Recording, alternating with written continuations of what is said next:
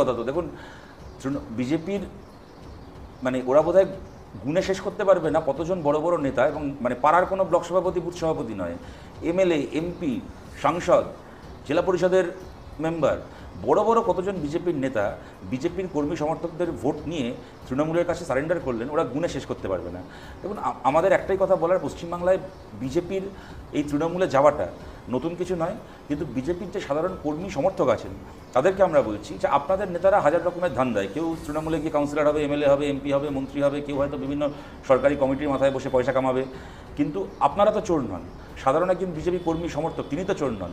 আপনাদের কাছে আবেদন করছি, নেতারা তৃণমূলের কাছে বিক্রি হয় হোক, আপনারা বামপন্থীদের সঙ্গে আসুন, আমরা একসঙ্গে পশ্চিমবাংলা থেকে তৃণমূলকে তাড়িয়ে পশ্চিমবাংলাতে একটা সুস্থ পরিবেশ ফিরিয়ে আনি। যে কিন্তু মাঝখান থেকে নেতাগুলো কি আপনাকে ধর্মের নামে উস্কানি দিয়ে আপনাকে আপনার ঘরের ছেলেকে দাঙ্গা করতে পাঠাচ্ছে, আপনার ঘরের মেয়েকে ধর্মবিদ্বেষী তৈরি করছে, করে নিজেরা তৃণমূলের কাছে বিক্রি হচ্ছে। কি হবে এদের সঙ্গে থেকে?